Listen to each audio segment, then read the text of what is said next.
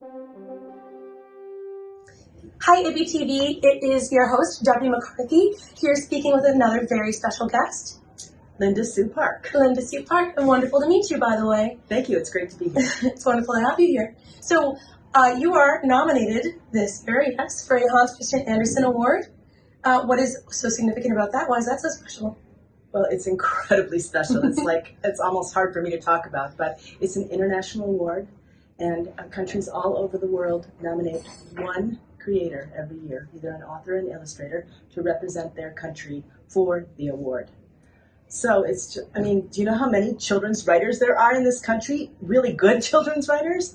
So for IBBY to have chosen me to represent the United States, it's like, I'm never going to go to the Olympics. This is the closest I'm ever going to get. And which book is this for? It's more for body of work. Excellent. Yeah. Do you have a favorite book or a book that you've written most recently that you'd like to talk about real quick? Sure, I have a couple. Mm-hmm. I have a middle grade novel called Prairie Lotus, which is the American frontier, but written from the point of view of a half Asian girl. So hopefully a frontier story that many people have not read before. And then I have a novel in verse called The One Thing You'd Save.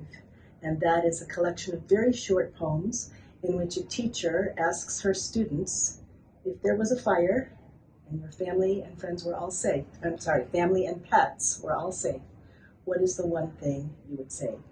And then her students answer that question, think about it, ponder, change their minds, influence each other. And it's a very short book, but I've heard from many teachers who have really enjoyed using it with their students. Is your answer to that question in that book? It is not in the book. I saved it for moments just like this. And interestingly, of course, it changes my mood but the answer I tend to give the most often is, in 2002, one of my books, A Single Shard, was awarded the Newbery Medal from the American Library Association. And you literally get a medal, a beautiful medal.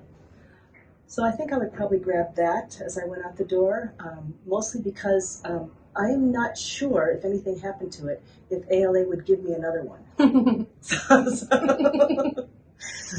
But you earned it, and it's valuable, it's precious. Yes, it is. What inspires you when you're writing, by the way? A couple of different things.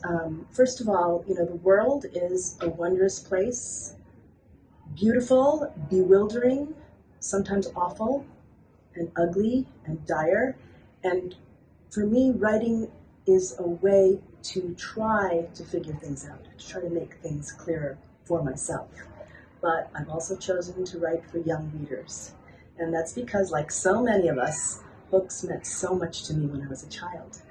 And now I've got 20-something books, and I hear from young readers who feel the same way about my books that I did about the authors I loved. And it just doesn't get any better than that. I'm sure that's very surreal. I don't have any children, but I imagine that's comparable too. Because you do, right? I do. 2 children? I have 2 grown children and 2 grandchildren. Which is also mind-blowing. Have you run into anybody here at this conference so far who's recognized you? Have you gotten that sensation yet? I have. I like to say that I'm only famous in a group of reading teachers and librarians, which is a great way to be, because you're only famous to people who really care about what you do. You're not bothered by ordinary people who have no idea what you do. But yes, and of course, this conference is extra special because for so many of us, it's the first post-pandemic conference, right? And we're all just so happy to be in a space together. But I'm still a fangirl.